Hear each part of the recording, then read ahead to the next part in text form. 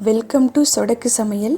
இன்றைக்கி நாம் பாசி பருப்பு பாயாசம் எப்படி செய்கிறதுன்னு பார்க்க போகிறோம்.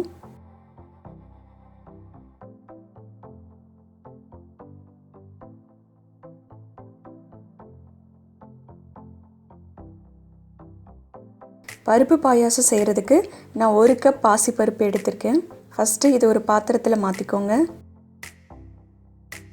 இதை நல்லா செவக்கிற அளவுக்கு வறுத்துக்கோங்க, கருகிடக்கூடாது.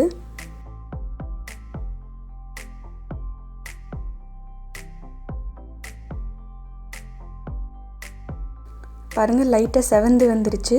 இந்த ஸ்டேஜில் ஸ்டவ் ஆஃப் பண்ணிவிடுங்க. இது ஆறுனதும் ஒரு 2 முறை இதை நல்லா கழுவி எடுத்துக்கோங்க.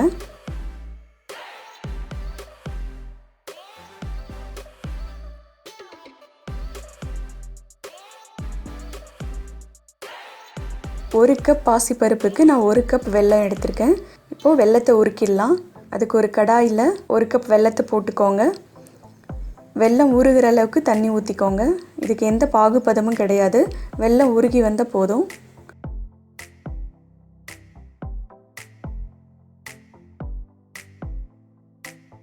பாருங்கள், வெல்லம் நல்லா உருகிடுச்சு. இப்போ இதை தனியாக ஃபில்ட்ரு பண்ணி வச்சுக்கலாம்.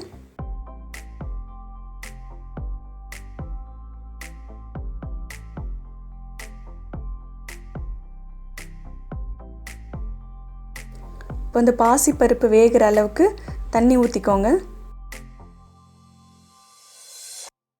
இதை இப்போ வேக வச்சிடலாம். இது நல்லா வேகட்டும்.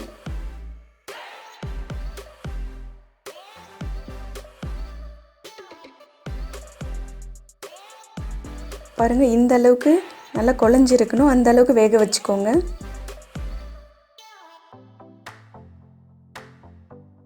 இப்போ உருக்கி வச்சிருக்கிற வெல்லத்தை சேர்த்துடலாம். இது ஒரு முறை நல்லா மிக்ஸ் பண்ணி விடுங்க. இது ஒரு 2 நிமிஷம் நல்லா கொதிக்கட்டும்.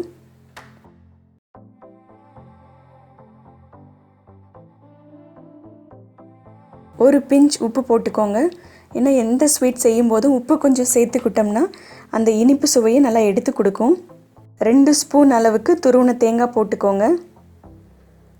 ஒரு 1/4 கப் அளவுக்கு காய்ச்சின பால் ஊற்றிக்கோங்க. இது நல்லா மிக்ஸ் பண்ணி விட்டுருங்க.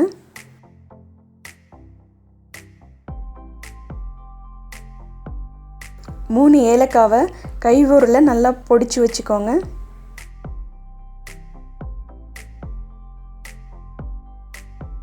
இதையும் உள்ளார சேர்த்துடலாம்.